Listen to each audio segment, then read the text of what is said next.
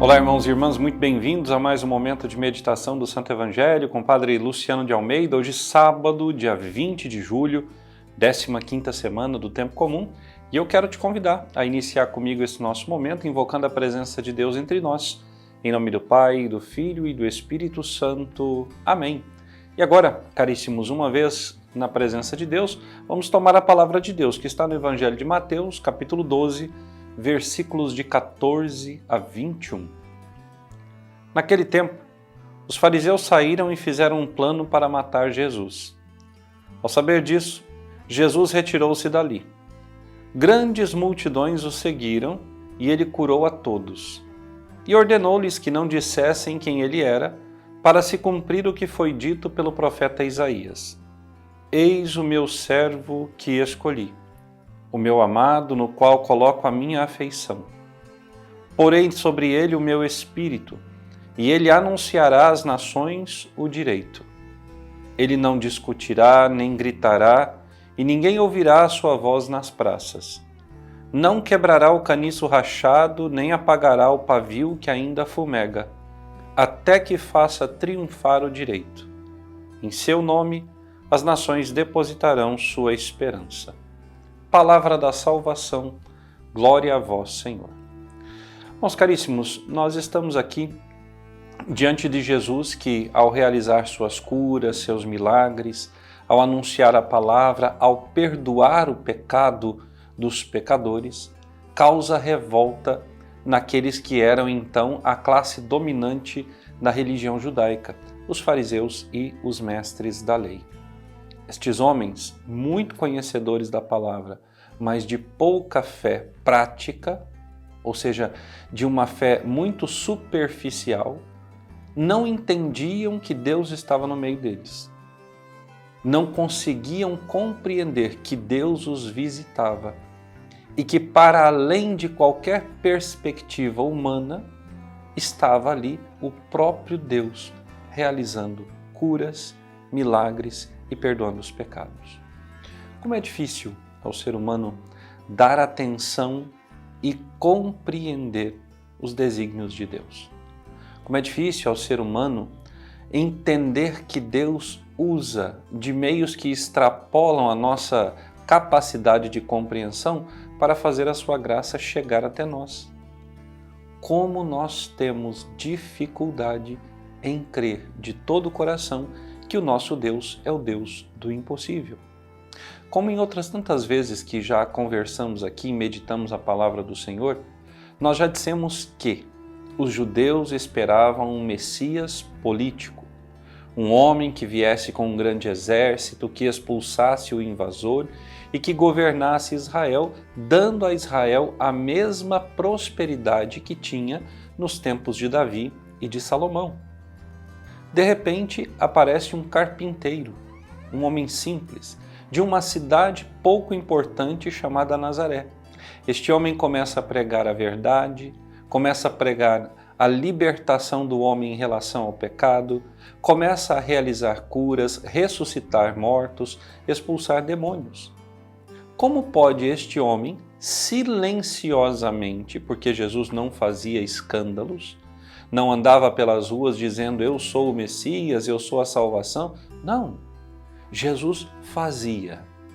Falava pouco, fazia muito. E quando falava, suas palavras eram assertivas, afiadas como uma navalha, certeiras como uma flecha. Jesus aqui, de fato, cumpre aquilo que o profeta Isaías havia profetizado sobre os servos de Deus, o servo sofredor de Deus, aquele que veio para trazer a graça, para trazer a paz, a remissão e a salvação ao seu povo, mas que foi pelo povo ignorado. E quando nós dizemos aqui povo, nós temos que ter muita atenção porque estamos falando dos chefes do povo, os mestres e doutores da lei. Aqueles que eram, sim, segundo a graça e o desígnio de Deus, os responsáveis por transmitirem ao povo os seus ensinamentos, mas os transmitiam como uma lei estática, rígida, uma lei que não era capaz de chegar ao coração das pessoas, mas como um fardo pesado, uma verdadeira obrigação. E não. Nós sabemos que a lei de Deus, ela é alegria ao nosso coração. Ela é suave ao nosso paladar. A lei de Deus, ela nos causa tranquilidade, nos traz paz. E por quê? Porque uma vez que essa lei passa a fazer parte da minha vida, uma vez que essa lei é introduzida no meu coração, o meu coração não terá outra alegria que não a de cumprir esta lei. Porque sabe que cumprindo essa lei estará fazendo a vontade do seu Deus. E fazendo a vontade do seu Deus, o homem sabe que chegará à eternidade. Hoje, sábado, nós celebramos a memória votiva da Virgem Santíssima. Até a missa dominical, que já se celebra pela tarde, nós podemos honrar a Mãe de Deus com uma celebração eucarística. E ninguém melhor do que a Mãe de Deus foi capaz de acolher a palavra, acolher a lei e vivê-la de modo pleno. Por quê? Porque confiava absolutamente em Deus. Nada se interpunha entre ela e Deus, entre a sua vontade e a vontade de Deus. Satanás não conseguiu chegar ao coração da Virgem. Satanás não conseguiu manchá-la com suas mentiras. E é por isso que ela nunca fez da lei um fardo, mas pelo contrário, sua segurança, sua rocha, sua alegria. A pergunta que eu preciso fazer a mim e a ti, irmão caríssimo que me assiste nesse momento. A palavra de Deus, os mandamentos da igreja, a doutrina católica, são para nós um fardo pesado ou são alegria do nosso coração? São causa de paz, de júbilo ou são causa de tristeza, algo pesaroso que nós buscamos viver? Se nós vivemos a palavra, a lei, a doutrina de Deus com peso e sofrimento, certamente ainda não fizemos uma experiência real de Deus. Aqueles homens todos que foram curados, todos aqueles que experimentaram o poder de Jesus, fizeram essa experiência de Deus e mudaram de vida. Por isso, estes homens passaram a seguir Jesus. Nós, com a nossa experiência de Deus, temos sido capazes de transpor as barreiras do sofrimento, das dificuldades e voltarmos os nossos olhares e também o nosso coração para o céu, onde está verdadeiramente aquilo que nos interessa, onde realmente nós deveremos um dia repousar. E agora, vamos receber a bênção de Deus. O Senhor esteja convosco.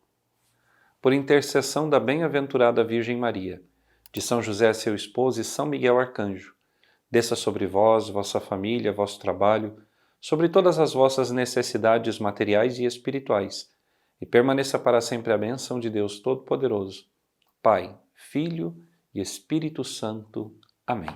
Até amanhã.